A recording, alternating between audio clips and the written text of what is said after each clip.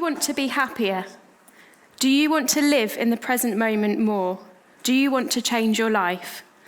Life is short. You have a choice. You can change it. I want you to know if you are suffering, you don't have to suffer.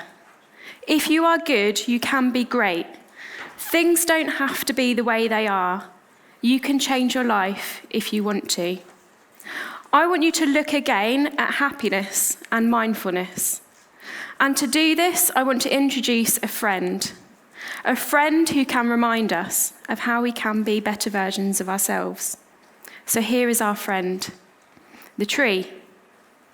The connection with the tree for me all started with this necklace.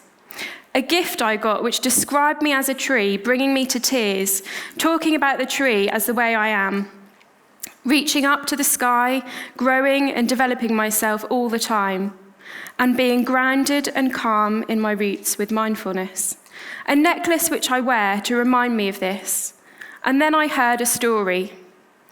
It was a story about Hurricane Katrina. After the hurricane, there was mass devastation. Homes and lives were lost. But something quite amazing happened. As people went back after the hurricane, they found that the oak trees were still standing. Everything was gone other than these trees. And when they investigated, they found that the tree roots went deep underground and connected to each other through root systems. They held each other up through the storm. I researched this further and found there was a tree in New York which survived 9/11. It was burnt and charred and broken, but as the roots were so strong, it survived everything that happened that day.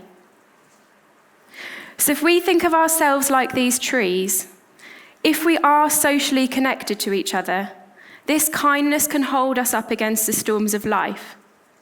No matter what life throws at us, we can be resilient and strong.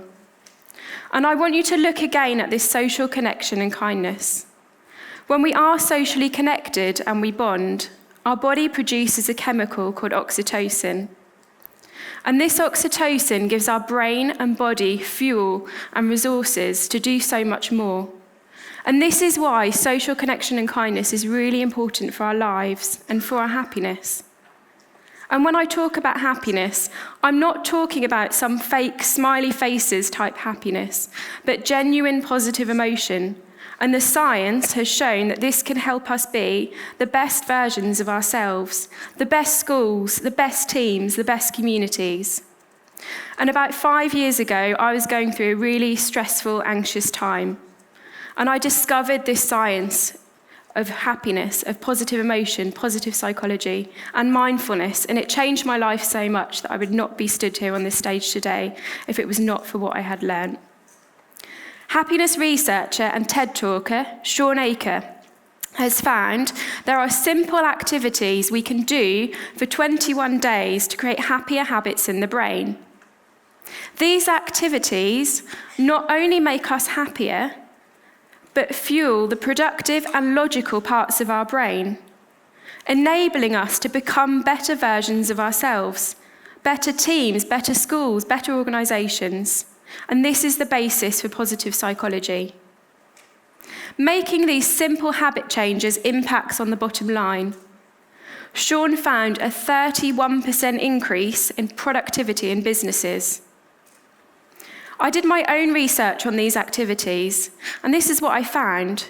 I found that happiness, mindfulness, and well-being improved overall across the group by 15%. But interestingly, I found doing just 3 of the activities still had a significant effect on the happiness and mindfulness of the group.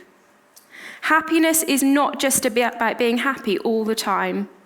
It's about so much more, and we tend to think of our well-being as being low or lacking in something and getting us back to a level of good again. But the research really shows flip it on its head. If we are good already, we can get to great, and these habits will be built in the brain. So when we are feeling low or experiencing maybe more of a negative emotion, we can deal with it in a logically and more emotionally intelligent way, as well as simply having the resources to deal with anything in life. And I like to think about these habits, building brain pathways, a bit like making a new pathway through the woods, bringing us briefly back to the tree analogy. So the first time you walk a new pathway through the woods, you may need to stomp down some grass, and you may need to snap a few twigs and branches. But by that 21st day that you walk down that route, there'll be a nicely, clearly defined path.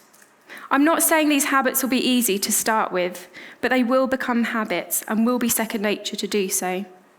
Simply writing down 3 things every day that you're grateful for, saying thank you, paying someone a compliment, boosting those social roots, or doing 10 minutes of mindfulness can make a huge difference.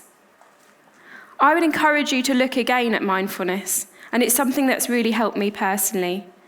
It's been shown by science to decrease the fight or flight response, improve our learning, a great one for schools, our memory, our compassion, and our emotional regulation. Think about a world where we could regulate our emotions, have less stress and anxiety, and more compassion. Look again at what we could become. So back to our tree.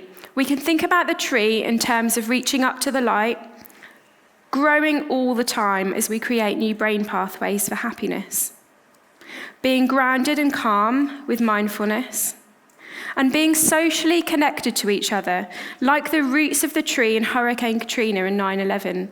Knowing that if we are socially connected, this kindness can hold us up against the storms of life. Happiness can literally transform us.